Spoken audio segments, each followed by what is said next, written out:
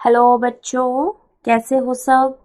आज हम डिस्कस करेंगे अपनी next DPP for P block elements, जिसमें हम ग्रुप 13 एंड 14 के क्वेश्चंस डिस्कस करने वाले हैं। शुरू करते हैं अपने पहले क्वेश्चन से। इनऑर्गेनिक बेंजीन इज, तो इनऑर्गेनिक बेंजीन हमारी क्या होती है, B3N3H6। ये हमारा इसका स्ट्रक्चर बेंजीन से सिमिलर होता है, इसीलिए इसको इनऑर्गेनिक बेंजीन कहते हैं। डिफरेंस क्या होगा, जो ऑर्गेनिक कंपाउंड में कार्बन मेन होता है बेंजीन में, उसको रिप्लेस करके हमने यहाँ पर क्या लगा दिए हैं, इनऑर्गेनिक एलिमेंट्स, जैसे कि boron and nitrogen. Boron and nitrogen हमारे क्या रहेंगे, यहाँ पर ऑल्टरनेटिवली प्रेजेंट रहते हैं। ठीक है, अब देखो यहाँ पर ये बोरोन हो गया, ठीक है, फिर नाइट्रोजन, और ये बोरोन नाइट्रोजन के बीच में हमने साइकिल बना दी है 6 मेंबर की। अब बोरोन के पास वैकेंट ऑर्बिटल होता है और नाइट्रोजन पर हमारा क्या होता है, लोन पेयर प्रेजेंट होता है। ठीक है, तो क्या होगा, ये लोन पेयर, नाइट्रोजन अपना लोन पेयर बोरोन के वैकेंट ऑर्बिटल में दे देगा। तो यहाँ से क्या हो जाएगी, बैक बॉन्डिंग, और हर बोरोन और नाइट्रोजन के साथ एक सिग्मा बॉन्ड के साथ हाइड्रोजन प्रेजेंट होगा। तो ये इनऑर्गेनिक बेंजीन का स्ट्रक्चर इस तरीके से बनता है।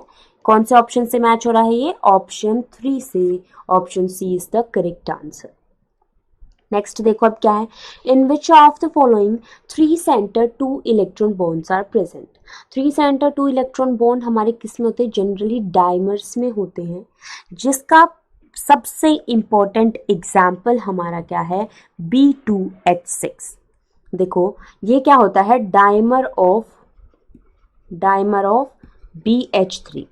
ठीक है, तो यहाँ पर देखो BH3 का अगर मैं स्ट्रक्चर बनाऊं इस तरीके से, ये एक BH3 हो गया। ठीक है, इसी तरीके से ये क्या हो जाएगा, हमारा दूसरा BH3 की यूनिट यहाँ पर मैंने ये बना दी। ठीक है, जो अपनी इलेक्ट्रॉन डेफिशिएंसी कंप्लीट करने के लिए ये जो एक BH बॉन्ड है, ये हमारा क्या होगा, दोनों बोरोन शेयर करेंगे। इसी तरीके से नीचे वाला, यहाँ पर क्या हो गए, 3 सेंटर हो गए, मतलब 2 बोरोन और एक हाइड्रोजन और 2 इलेक्ट्रॉन प्रेजेंट हैं। ठीक है, इन तीनों के बीच में, तो इसको हम कहते हैं 3 सेंटर 2 इलेक्ट्रॉन बॉन्ड। तो यहाँ से ऑप्शन डी क्या हो जाएगा, करेक्ट आंसर। इसको हम किस तरीके से भी रिप्रेजेंट कर सकते हैं, देखो ये हमारे 2 इलेक्ट्रॉन इसमें प्रेजेंट है, इसको हम बनाना बॉन्ड भी कहते हैं। ठीक है, ये टर्मिनल हाइड्रोजन्स जो होते हैं हमारे सेम प्लेन में नहीं रहते। ठीक है, द टर्मिनल हाइड्रोजन्स क्या होते हैं, above the plane and below the plane होते हैं, ये सेम प्लेन में नहीं रहते हैं। क्लियर है सबको, तो इसका स्ट्रक्चर बहुत इंपॉर्टेंट है, इसलिए हमें पता होना चाहिए। ठीक है, नेक्स्ट क्वेश्चन देखो, और स्ट्रक्चर्स के जो पैरामीटर्स हैं वो भी हमें पता होना चाहिए, कि जो आउटर बॉन्ड होता है हमारा BH, उसकी बॉन्ड लेंथ क्या होती है, जो ब्रिजिड वाला होता है अंदर, वो उसकी बॉन्ड लेंथ क्या होती है। ठीक है, जैसे आउटर वाले की क्या होती है 119 पिकोमीटर, और इनर वाले की क्या होती है हमारी 134 पिकोमीटर। इस तरीके से बॉन्ड एंगल्स भी पता होनी चाहिए। नेक्स्ट है हमारा बॉन्ड्स प्रेजेंट इन बोराजोल आर। अब बोराजोल क्या होता है हमारा, ये देखो, तो ये कुछ नहीं, none other than inorganic benzene जिसको हम कहते हैं, वही बोराजोल है। तो बोराजोल हमारा बोराजीन भी होता है। ठीक है, बोराजीन एंड इनऑर्गेनिक बेंजीन भी इसको हम बोलते हैं। क्या बोलेंगे, इनऑर्गेनिक बेंजीन। तो इसमें हमें number of sigma and pi bonds बताने हैं। तो देखो स्ट्रक्चर हमने बनाया था, ये हो गया पहला बॉन्ड, जो भी हमारा हमेशा बनता है वो क्या होता है, सिग्मा बॉन्ड बनेगा, और उसके बाद जो सेकंड बॉन्ड हमारा बनता है वो क्या बनता है, पाई बॉन्ड बनता है। तो यहाँ पर इस तरीके से पाई बॉन्ड होता है। ठीक है, नाइट्रोजन अपना लोन पेयर से इस पाई बॉन्ड को बना रहा है, कोऑर्डिनेट बॉन्ड बनता है। ठीक है, तो यहाँ पर कोऑर्डिनेट बॉन्ड किससे बन रहा है, नाइट्रोजन से बोरोन की तरफ। तो नाइट्रोजन पर पॉजिटिव चार्ज होता है और बोरोन पर क्या होगा, नेगेटिव चार्ज होगा। ठीक है, और सबके पास क्या है, एक सिग्मा बॉन्डेड हाइड्रोजन प्रेजेंट है। तो यहाँ से नंबर ऑफ सिग्मा बॉन्ड्स अगर मैं काउंट करूँ तो देखो 6 सिग्मा बॉन्ड्स तो यही हो गए जो हाइड्रोजन के साथ बन रहे हैं, और 6 सिग्मा बॉन्ड्स हमारे कौन से हो गए, जो रिंग में प्रेजेंट है। अब बात करते हैं पाई बॉन्ड की। 3 पाई बॉन्ड है, clearly visible, 3 pi bonds are there. तो यहाँ से हो जाएगा 12 सिग्मा 3 पाई बॉन्ड्स, 12 सिग्मा है एंड 3 पाई बॉन्ड्स है, जिससे कि हमारा कौन सा ऑप्शन करेक्ट हो जाएगा, option A is the correct answer of our question. Next question देखो क्या है, there are 2 hydrogen bridge bonds in diborane molecule which brings stability, non-planarity, C sp3 hybridization of boron, D all of these। तो यहाँ से हमारा देखो, मैं B2H6 का स्ट्रक्चर अगर बनाऊं तो क्या होता है, ये दो हमारे बनाना बॉन्ड हो गए, ठीक है, और ये हमारे हाइड्रोजन जिसके 2 इलेक्ट्रॉन यहाँ पर प्रेजेंट है।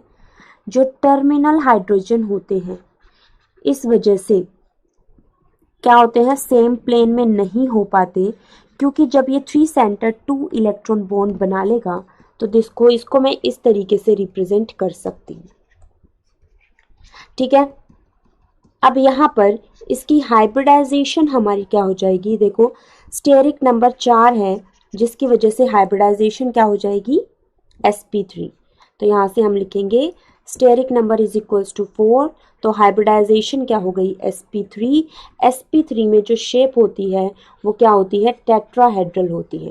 टेट्राहेड्रल में सारे एटम्स सेम प्लेन में नहीं होते, ठीक है, all atoms are not in same plane. इसीलिए जो ब्रिजेड हाइड्रोजन है हमारे, सॉरी जो टर्मिनल हाइड्रोजन्स है हमारे, वो क्या है, डिफरेंट प्लेन में होते हैं। तो यहाँ से स्टेबिलिटी मिल रही है बिल्कुल, क्योंकि हमारा बोरोन की इलेक्ट्रॉन डेफिशिएंसी कम हो रही है। नॉन प्लेनरिटी आ गई, प्लेन एक प्लेन में सारे एटम्स नहीं है। sp3 हाइब्रिडाइजेशन ऑफ बोरोन हो गई, तो ऑप्शन डी क्या हो जाएगा, करेक्ट आंसर। नेक्स्ट देखो, in the reaction product x is, तो BF3 की यहाँ पर मैंने रिएक्शन की है किसके साथ, LiBH4 के साथ, ठीक है। LiBH4 के साथ भी कर सकते हैं, NaBH4 के साथ भी कर सकते हैं।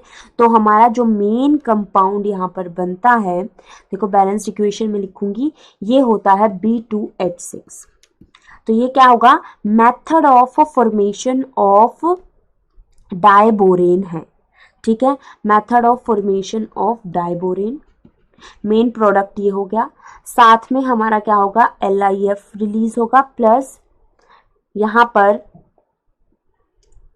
ठीक है, LiF रिलीज हो गया, और उसके साथ साथ अगर AlH4 होता है तो हमारा AlCl3 बनेगा। अब LiBH4 है, देखो यहाँ पर मैं इसको मेंशन कर देती हूँ, LiAlH4 भी यूज करेंगे, तो यहाँ पर BCl3 भी बनेगा, ठीक है, क्लियर है सबको। तो मेन हमारा यहाँ पर क्या हो जाएगा, diborane B2H6, option C is the correct answer of our question. Next question देखो क्या है, देखो LiF तो हमें गिवन ही है।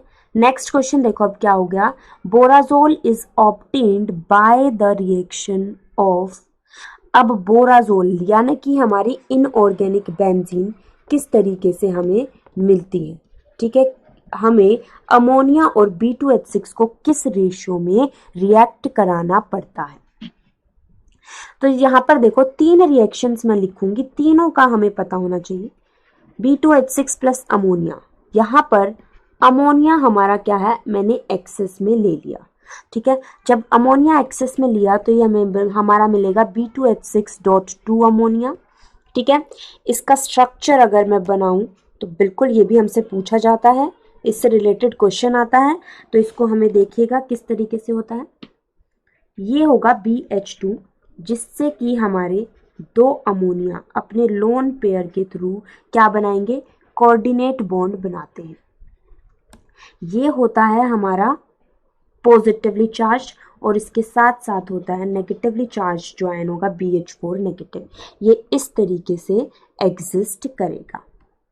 ठीक है, अब सेकेंड जो रिएक्शन है इसमें ध्यान से देखेंगे, इसमें किस प्रपोर्शन में लेंगे। अब B2H6 प्लस अमोनिया है, मैंने अमोनिया फिर से यहाँ पर एक्सेस में डाला, बट अब की बार जो कंडीशंस चेंज की वो क्या है, टेम्परेचर की। हाई टेम्परेचर पर यहाँ पर क्या बनता है, बोरोन नाइट्राइड बनेगा। इसको हम क्या कहते हैं, बोरोन नाइट्राइड। अब जो मेन रिएक्शन हमारी है जिससे कि हमें बोराजोल मिलता है वो क्या होगा, B2H6 प्लस अमोनिया। ठीक है, अब रेशियो जो होता है हमारा वो क्या होगा, यहाँ पर रेशियो होता है 2:1। किसका, 2 अमोनिया और 1 पार्ट किसका होगा, B2H6 का। और यहाँ पर टेम्परेचर क्या होता है, हाई होता है। ठीक है, अगर टेम्परेचर मेंशन भी नहीं है तो 2:1 ratio of ammonia to B2H6, तो हमें क्या मिलेगा, B3N3H6, जिसको कि हम क्या कहते हैं, बोराजोल कहते हैं या फिर बोराजीन भी कहेंगे। ठीक है, क्लियर। तो यहाँ से ऑप्शन ए बिल्कुल मैच कर रहा है, अमोनिया और B2H6 का 2:1 रेशियो। नेक्स्ट क्वेश्चन देखो हमारा क्या है, हाइड्रोलिसिस ऑफ AlCl3। तो AlCl3 को जब मैं वाटर के साथ रिएक्ट कराऊंगी, ठीक है, हाइड्रोलिसिस का मतलब यही हुआ। ठीक है, तो हमें क्या मिलेगा, Cl की जगह पर हाइड्रोक्साइड आयन आ जाएगा, AlOH थ्राइस हमारा बन जाएगा। तो यहाँ से कौन सा ऑप्शन करेक्ट हो जाएगा, option B is the correct answer of our question. देखो किस तरीके से होता है, एक छोटा सा एक Cl को हम रिमूव करके यहाँ से देख लेते हैं। यहाँ पर Al के पास क्या होगा, just like BCl3 vacant orbital होता है। ठीक है, अब बाहर से जब वाटर आएगा तो ऑक्सीजन अपने लोन पेयर के थ्रू इसमें क्या बनाएगा, कोऑर्डिनेट बॉन्ड बनाएगा। ठीक है, कोऑर्डिनेट बॉन्ड नहीं, हम इस तरीके से भी इसको रिप्रेजेंट कर सकते हैं कि देखो ये तो हो गया Cl, ये भी Cl, और यहाँ पर OH2 ऑक्सीजन पर क्या आ जाएगा, पॉजिटिव चार्ज। ठीक है, ऑक्सीजन पर पॉजिटिव चार्ज आ गया और Al पर क्या आ जाएगा, नेगेटिव चार्ज आ जाएगा। अब इसको रिमूव करने के लिए क्या होगा, यहाँ से ये H पॉजिटिव चला जाएगा।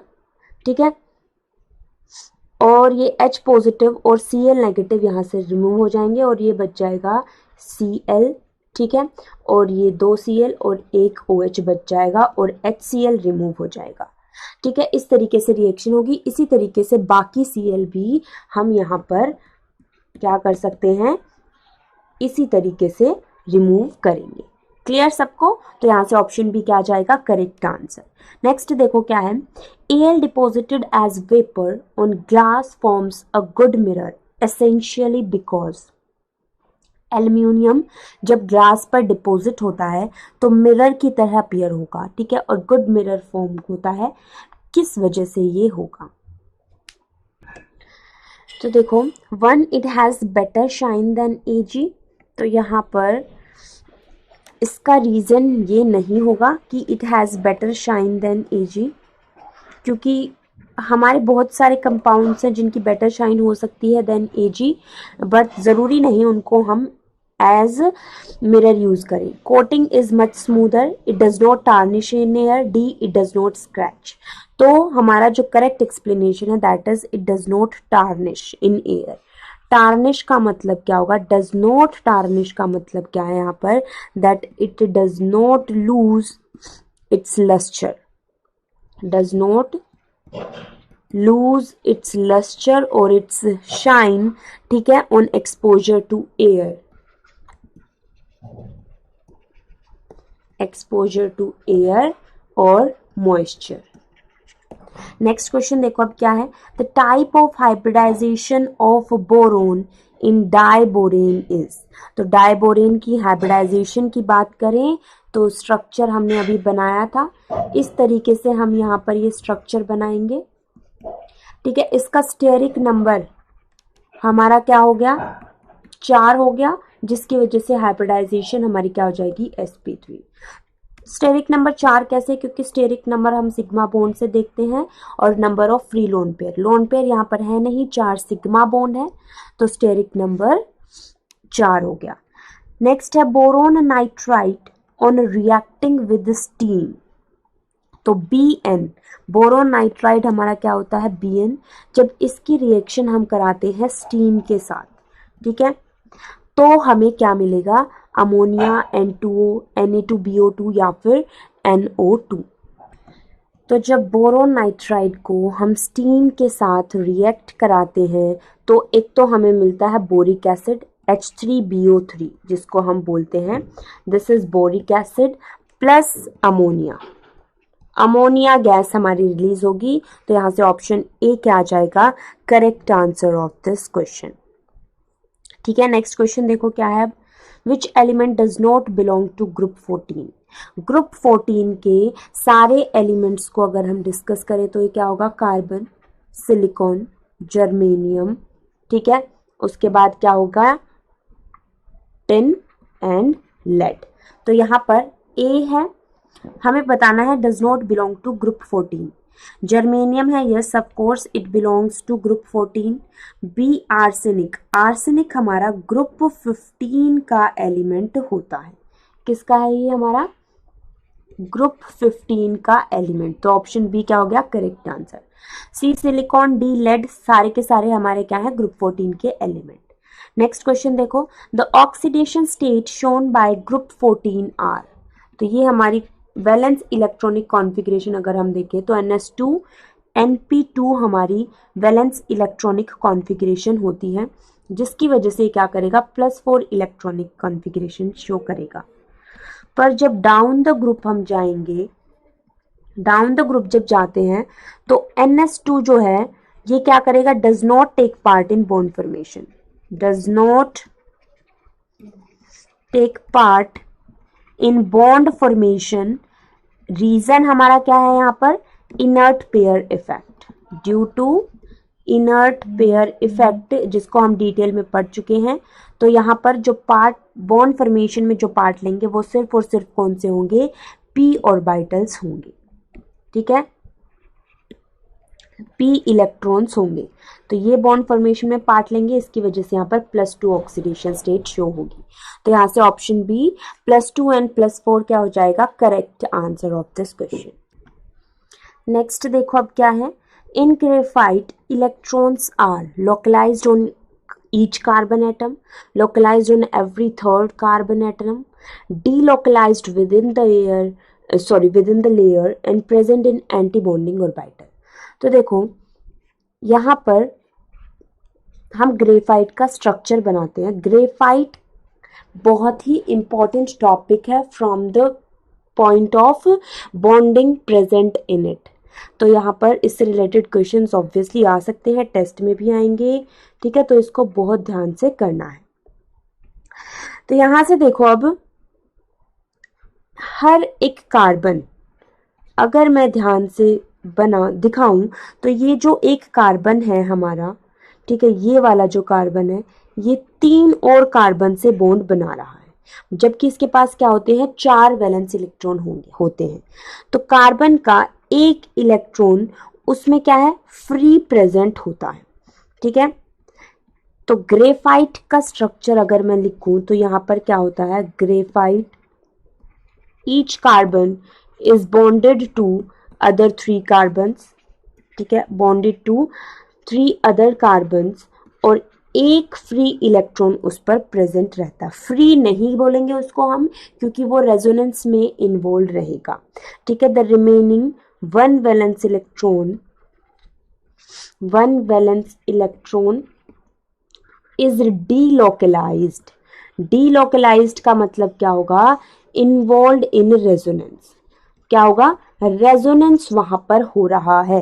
लोकलाइज्ड का मतलब क्या हो गया, एक फिक्स्ड पोजीशन है उसकी, तो लोकलाइजेशन नहीं होता, डीलोकलाइजेशन होता है विद इन द लेयर, और जिसकी वजह से जो इंपॉर्टेंट पॉइंट अब मैं लिख रही हूँ उसको ध्यान रखना, provide aromaticity to the structure, aromaticity to the structure. तो ग्रेफाइट का स्ट्रक्चर में हमारा क्या होता है, एरोमेटिक कैरेक्टर प्रेजेंट होगा। तो यहाँ से ऑप्शन सी क्या आ जाएगा, करेक्ट आंसर। नेक्स्ट देखो, the type of hybridisation of boron in diborane is. वैसे ये क्वेश्चन हमने अभी कर लिया था, तो यहाँ से उसके हिसाब से हमारा कौन सा ऑप्शन करेक्ट आ गया, option C is the correct answer of our question, sp3 hybridisation. Next है, which one of the following element form double और triple bond involving P pi bonding. हमें बताना है कि कौन सा एलिमेंट डबल और ट्रिपल बॉन्ड फॉर्म कर सकता है पी ऑर्बिटल्स को इन्वॉल्व करके। तो ग्रुप 15 में हमारे कार्बन की टेंडेंसी होती है पाई बॉन्ड बनाने की, ठीक है।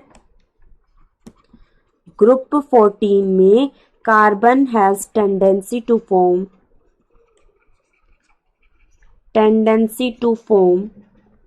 पी पाई बॉन्डिंग, ठीक है, क्लियर यहाँ से। तो यहाँ से ऑप्शन ए क्या आ जाएगा, correct answer of this question. ये हमारी कुछ प्रॉपर्टीज हैं जो हमें पता होनी चाहिए। ग्रुप 14 के एलिमेंट्स के बारे में भी बोले, ग्रुप 15 के एलिमेंट्स के बारे में भी बात करें, 13, तो जनरल प्रॉपर्टीज हम सबके लिए पढ़ेंगे, ठीक है। जैसे कि ये तो हो गया ग्रुप 14। अब ग्रुप 15 में हमारे नाइट्रोजन की टेंडेंसी होती है, ग्रुप 16 में ऑक्सीजन की टेंडेंसी होती है, ठीक है, पी पाई मल्टीपल बॉन्ड। और ग्रुप 16 में ऑक्सीजन के साथ साथ हमारी सल्फर की भी टेंडेंसी होती है। नेक्स्ट देखो, अब allotropy is due to a difference in the number of atoms in the molecule, नहीं, difference in the arrangement of the atoms in the crystal. अच्छा, नंबर ऑफ एटम्स बिल्कुल डिफर कर सकते हैं, बहुत ध्यान से पढ़ना है स्टेटमेंट को। जैसे कि अगर मैं एग्जाम्पल लूं, ये हो गया कार्बन की एलोट्रॉपिक फॉर्म का एग्जाम्पल ले लेती हूँ। एक ले लिया मैंने डायमंड और एक ले लिया मैंने ग्रेफाइट। दोनों में क्या होंगे, डिफरेंट नंबर ऑफ एटम्स हैं, ठीक है, डिफरेंट नंबर ऑफ एटम्स है। दोनों का अरेंजमेंट हमारा क्या होता है, डिफरेंट होता है। अरेंजमेंट ऑफ एटम्स भी हमारा डिफरेंट होगा। इसमें हमारा क्या होता है, टेट्राहेड्रल स्ट्रक्चर बनाता है, टेट्राहेड्रल स्ट्रक्चर, वो भी 3D में, ठीक है। Each carbon is tetrahedrally bonding. Graphite में हमारा क्या होता है, sp2 हाइब्रिडाइजेशन होती है, प्लेनर होता है, ठीक है। प्लेनर भी नहीं बोलेंगे, यहाँ पर हमारी शीट्स की फॉर्म में ये होता है, ठीक है। और हर शीट में हमारी क्या होती है, प्लेनर होती है। और दो शीट्स के बीच में क्या होगा, इंटरप्लेटिंग प्लेट्स हम उनको बोल सकते हैं, शीट्स को इंटरप्लेटिंग हमारी बॉन्डिंग प्रेजेंट होती है, weak van der Waals. Difference in the physical properties बिल्कुल करेक्ट है, फिजिकल प्रॉपर्टीज डिफरेंट होंगी। डेंसिटी ले लो, डेंसिटी ऑफ डायमंड ज्यादा होती है देन डेंसिटी ऑफ ग्रेफाइट, तो ऑप्शन डी यहाँ से क्या आ जाएगा, correct answer. The carbon atom in the diamond and graphite are hybridized respectively। तो यहाँ पर जो डायमंड और ग्रेफाइट की हाइब्रिडाइजेशन होती है वो हमारी क्या होगी, ये हमें बताना है, ठीक है। डायमंड में ध्यान से देखेंगे, एक कार्बन जो है 4 अदर कार्बन से अटैच्ड होता है, जिससे उसकी हाइब्रिडाइजेशन क्या हो जाएगी, sp3 हो जाएगी, ठीक है। ये हो गया डायमंड। लिखेंगे each carbon is bonded to other 4 other carbons. अब बात करते हैं ग्रेफाइट की। ग्रेफाइट में हमारा एक कार्बन क्या है, 3 कार्बन के साथ बॉन्ड बनाता है, ठीक है। और एक हमारा क्या होता है, डीलोकलाइज्ड इलेक्ट्रॉन होता है। इस तरीके से यहां पर एक क्या होगा, डीलोकलाइज्ड इलेक्ट्रॉन होगा। तो यहाँ पर इसका स्टेरिक नंबर अगर मैं देखूँ तो 3 हो गया, जिससे उसकी हाइब्रिडाइजेशन क्या हो जाएगी, sp2 हो जाएगी। और ये हमारा क्या होता है, ये तो एक लेयर हो गई। इसी तरीके से हमारी लेयर प्रेजेंट रहती हैं, इस तरीके से, ये मैंने दूसरी लेयर बना दी, तीसरी लेयर भी प्रेजेंट होगी। अब इन दोनों लेयर्स में क्या होता है, वीक वैंडरवॉल फोर्सेस हमारी प्रेजेंट होती हैं। ठीक है, क्लियर है, कार्बन्स के बीच में वीक वैंडरवॉल फोर्सेस होंगी। हाइब्रिडाइजेशन के बारे में हमसे पूछा था तो क्या हो जाएगा, sp3 sp2, option D is the correct answer. Next देखो, all fullerenes have sp2 hybridized carbon atom, बिल्कुल करेक्ट है। फुलरीन हमें कैसे मिलता है, सबसे पहले उसको लिख लो, it is a result of strong heating of sample of graphite. Graphite को हम स्ट्रांगली हीट करेंगे तो फुलरीन मिलता है। ग्रेफाइट में कार्बन की हाइब्रिडाइजेशन क्या होती है, sp2, फुलरीन में भी ये होता है। ग्रेफाइट में भी हमारा क्या होता है, एरोमेटिक कैरेक्टर होता है, फुलरीन्स में भी एरोमेटिक कैरेक्टर होगा। सी पेंटागनल एंड हेक्सागनल रिंग्स होती हैं, करेक्ट है, तो ऑप्शन डी क्या हो जाएगा यहाँ से correct answer of this question. Correct order of decreasing ionic nature of lead dihalides. Lead के डाइहैलाइड है, मतलब +2 ऑक्सीडेशन स्टेट हमारी रहेगी किसकी, लेड की। ठीक है, लेड की +2 ऑक्सीडेशन स्टेट है। इससे ऐसे रिलेशन तो यहाँ पर कुछ नहीं होगा, सब में कैटायन हमारा सेम है। अब एनायन के बेसिस पर हम आयनिक नेचर निकालेंगे। देखो, अकॉर्डिंग टू फजान्स रूल हमारा जो कोवेलेंट कैरेक्टर होता है, अकॉर्डिंग टू फजान्स रूल जो कोवेलेंट कैरेक्टर होता है हमारा, वो क्या होता है, directly proportional to the size of anion, क्योंकि कैटायन यहाँ पर सेम है। साइज ऑफ एनायन का ऑर्डर अगर मैं लिखूं तो यहाँ पर F नेगेटिव सबसे छोटा हो जाएगा, उससे बड़ा Cl नेगेटिव, और डाउन द ग्रुप जब जाएंगे I नेगेटिव क्या होगा, सबसे ज्यादा। ठीक है, तो आयनिक कैरेक्टर हमारा क्या होगा, ionic nature inversely proportional to covalent character होता है। तो यहाँ पर ऑर्डर ऑफ आयनिक नेचर देखो क्या आ जाएगा, ऑर्डर ऑफ आयनिक नेचर की अगर मैं बात करूं तो यहाँ पर जिसमें कोवेलेंट कैरेक्टर सबसे कम था उसमें आयनिक नेचर क्या हो जाएगा, सबसे ज्यादा हो जाएगा। ठीक है, तो क्या हो जाएगा, PbF2 में सबसे ज्यादा, PbCl2 में उससे कम, और PbI2 में सबसे कम। तो ऑप्शन बी से मैच हो गया, B is the correct answer. Next देखो, correct order of thermal stability of halides of group 14। ठीक है, यहां पर देखो डाई हैलाइड्स गिवन है। ठीक है, यहां पर ग्रुप 14 क्या है, +2 ऑक्सीडेशन स्टेट होगी ग्रुप 14 के एलिमेंट्स की, और +2 ऑक्सीडेशन स्टेट क्या होती है, इसकी जो स्टेबिलिटी होती है वो हमारी क्या करती है, इंक्रीजेस डाउन द ग्रुप। क्या होगी, इंक्रीजेस डाउन द ग्रुप, किसकी वजह से, इनर्ट पेयर इफेक्ट की वजह से। लोअर ऑक्सीडेशन स्टेट की स्टेबिलिटी इंक्रीज होगी, therefore order of thermal stability भी हमारा उसी तरीके से इंक्रीज करेगा। +2 ऑक्सीडेशन स्टेट के लिए क्या होगा, इंक्रीजेस डाउन द ग्रुप। तो यहां से ऑप्शन सी मैच कर रहा है, C is the correct answer. Next देखो, अब graphite is a soft lubricant extremely difficult to melt. The reason for this anomalous behavior of graphite is, तो देखो ये सॉफ्ट भी है और लुब्रिकेंट की तरह भी यूज किया जाता है, बट इसका मेल्टिंग पॉइंट क्या है, ज्यादा। तो इसी अनोमलस बिहेवियर का हमें यहाँ पर रीजन बताना है। देखो सॉफ्ट तो क्यों होता है, ड्यू टू द, ये देखो क्या होता है, विद इन वन प्लेट क्या होता है, strong covalent bond, strong covalent bond between carbon atoms, जिसकी वजह से क्या हो जाएगा, हाई मेल्टिंग पॉइंट होता है। क्या होगा, हाई मेल्टिंग पॉइंट। अब विद इन द प्लेट्स क्या होता है, यहाँ पर वीक फोर्सेस ऑफ अट्रैक्शन यहाँ पर होती हैं। ठीक है, लिखेंगे, मेंशन करेंगे विद इन प्लेट्स क्या होंगी, वीक वैंडरवॉल फोर्सेस। तो यहाँ पर दो तरीके की फोर्सेस होती हैं, एक तो वीक वैंडरवॉल्स फोर्सेस जो कि विद इन द प्लेट होती हैं, प्रोवाइड स्लिपरी नेचर।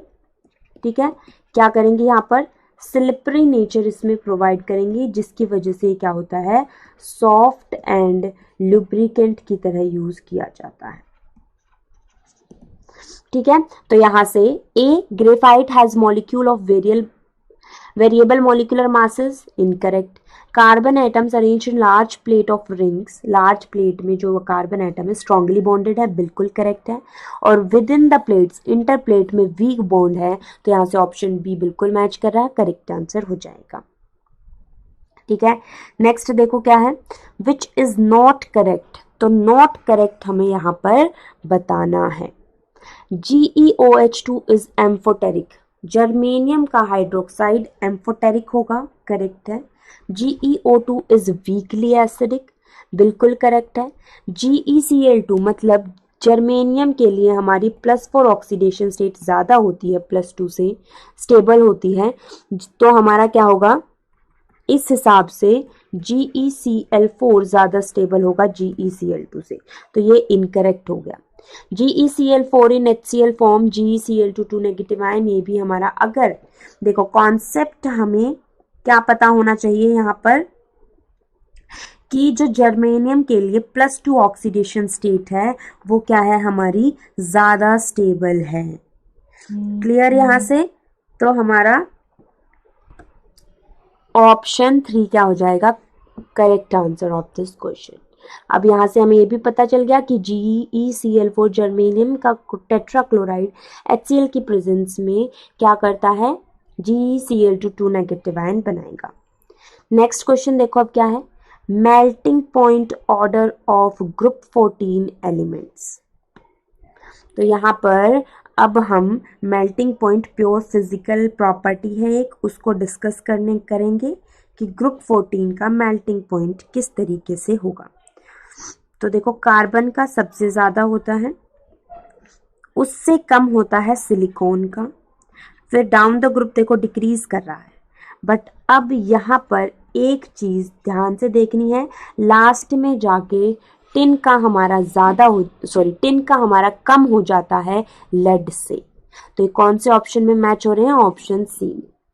नेक्स्ट देखो, oxidising power of carbon family dash down the group. तो कार्बन फैमिली की ऑक्सीडाइजिंग पावर के बारे में हमें यहाँ पर बताना है कि it increases down the group और डिक्रीजेस डाउन द ग्रुप। मतलब ये दूसरे को कितनी इजीली ऑक्सीडाइज कर सकती है, वो हमारी ऑक्सीडाइजिंग पावर होती है। ठीक है, देखो वैसे तो दो ऑक्सीडेशन स्टेट्स होती हैं यहाँ पर, +4 एंड +2, अगर मेंशन नहीं है तो देखो +4 ऑक्सीडेशन स्टेट जो हमारी मेन यहाँ पर होती है वो क्या होगी, डिक्रीजेस डाउन द ग्रुप। ठीक है, डिक्रीजेस डाउन द ग्रुप। तो यहाँ पर हमारी क्या होगी, मान लो कार्बन से लेड तक हम जा रहे हैं, तो यहाँ पर +4 ज़्यादा स्टेबल है और इसमें +2 ज़्यादा स्टेबल है। तो यहाँ पर क्या हो गया, देखो जब हम डाउन द ग्रुप मूव करेंगे तो यहाँ पर हमारा क्या हो रहा है, रिडक्शन हो रहा है, रिड्यूसिंग ऑक्सीडेशन स्टेट डिक्रीजेस। ठीक है, तो यहाँ पर हमारी क्या हो रही है, ऑक्सीडेशन स्टेट डिक्रीज कर रही है, डिक्रीज करेगी तो मतलब हमारा क्या हो रहा है, रिडक्शन हो रहा है, रिडक्शन हो रहा है तो ऑक्सीडाइजिंग पावर भी हमारी क्या हो रही है, इंक्रीज करेगी। इस तरीके से हमें यहाँ पर बताना है, तो option B is the correct answer of this question. अगर एक ही ऑक्सीडेशन स्टेट हमें मेंशन्ड है, ठीक है, एक ऑक्सीडेशन स्टेट हमारी मेंशन्ड है तो हम उसके अकॉर्डिंग बता देंगे, बट नहीं मेंशन है तो जनरली +4 लेके हम चलेंगे कि +4 ऑक्सीडेशन स्टेट डिक्रीज कर रही है डाउन द ग्रुप, मतलब ऑक्सीडेशन स्टेट डिक्रीज कर रही है, +4 से +2 में जाना पसंद करेगी, तो रिडक्शन हो रहा है, रिडक्शन हो रहा है तो वो ऑक्सीडाइजिंग एजेंट की तरह बिहेव करेगी और इसकी ऑक्सीडाइजिंग पावर इंक्रीज करेगी। तो option B is the correct answer. So ये थे हमारे डीपीपी। आई गेस सबको सारे क्वेश्चंस अच्छे से समझ में आ गए होंगे। That's all about it. Thank you very much बच्चों, and I wish you all the best for your future.